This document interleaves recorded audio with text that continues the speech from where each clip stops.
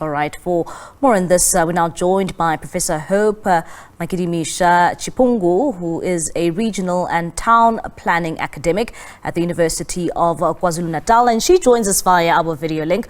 Hope, thank you so much for joining us this evening here on SABC News. I mean, we've seen these reports in recent weeks when it comes to the preparations for the eThekwini municipality, when it comes to, the festive season and its plans for the influx of tourists. But because of these closed beaches, one would say that it may hinder, its tourism front when it comes to how many people will be able to actually swim in these beaches. But one would ask, how long do you think it will take the KwaZulu-Natal, or rather the eThekwini municipality, to fix the problems of high E. coli caused mainly by the storms that damaged the city's infrastructure?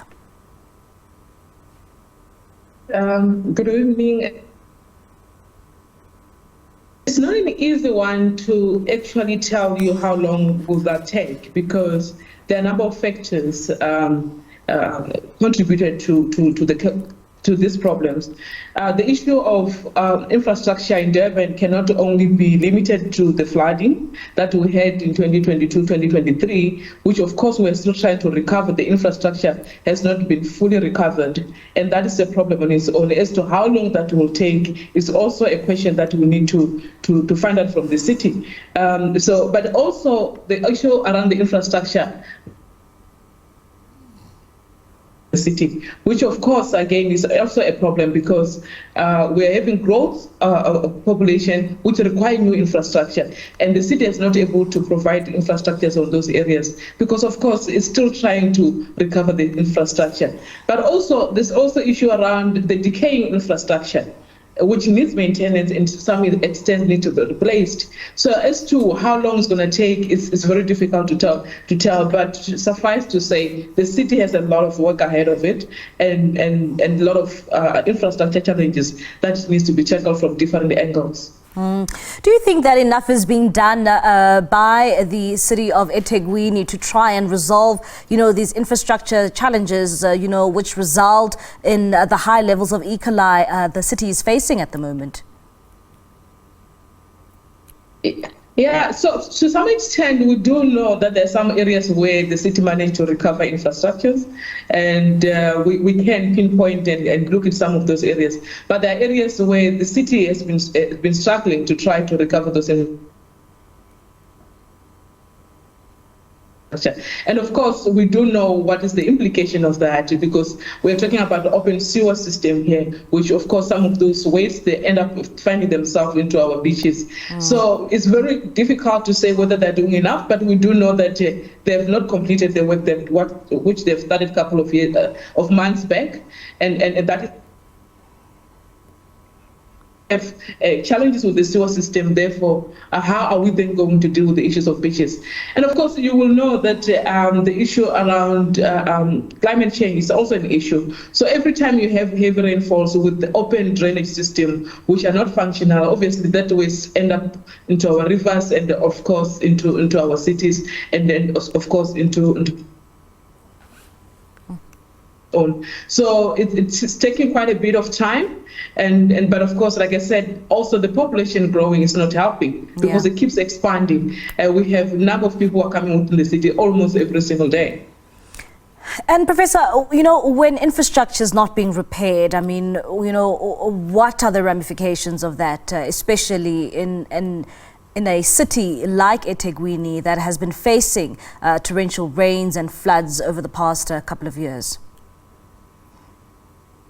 Of course, it's a lot, because it tends to cost other government sector department a lot. We're talking about health.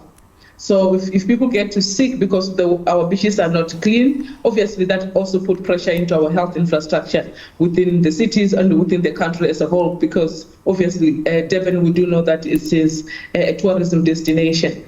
But also it also costs the city a lot, because then they have to spend more time trying to find solutions, right? So try to find a large extent, if you cannot fix the problem and move forward. Other infrastructures that may have fixed in the immediate past, also again, they're not able to respond. It's like when you put in new infrastructure and the old infrastructure, depending on the age and the duration, you find that they compromise each other. Then you keep coming back, fixing the same in the long run. And Professor, one would also ask, what needs to be fixed immediately so that, some sort of, this is addressed, especially for times like these where a number of travelers, would want to make their way to the eThekwini municipality? I think I missed some of your questions because my network is very bad here. If you can just come quickly. Yes. I missed your question there. I was saying, according to your research, what needs to be fixed immediately to try and resolve this crisis? You see, I think the city is trying by keeping residents and everyone else coming to Durban the public posted in a way to say we are closing these beaches because now they're not safe, and that's what needs to be done. We need people to be informed, the information needs to be out there, and the transparency is what we are looking for at this point in time. And the city has been trying to do that. But the problem that we're having actually is that it takes quite a bit of time we don't have live data, in other words. This beach is not ready, and experts will tell you it takes an average of 24 hours to get the results, those who are busy testing the water. So what happened when you are waiting for the results, people are not aware and they're using the water. So I think we need to find some innovative way to try to report to the communities as soon as we can. I think that's what we can do at this point in time as a way to just make sure that everyone is safe. But in the long run, obviously, the infrastructure issues need to be attended to as a matter of agency. And of course, the eThekwini municipality cannot do this on their own. What sort of support is needed to ensure that they don't find themselves in this problem again, should we have torrential rains in that region? And I'm glad you say that, because what's happening in KZN is not just a KZN issue. It's something that can happen anywhere, especially in South Africa when we come to the issues around infrastructure. It's just that KZN, because it's got beaches, then and it's a tourist destination, therefore it tends to be on the forefront. So what ought to happen is that we need for eThekwini, within the eThekwini, we need everyone on board. Those who are private investors who've got resources who are able to assist, they can come on board. Also, we need proper governance. We also need a functioning system within the municipalities which are able to execute projects on time and able to finish projects once started. We do know the issues around the money which were returned at some point because the city was not able to finish that. So I think we need to also look at what exactly happened and what needs to be done going forward in order to make sure that we don't solve. Professor, thank you so much for your time this evening here in SABC News. That is Professor Hope Magidimisha-Chipungu, who is a regional and town planning academic at the University of KwaZulu-Natal.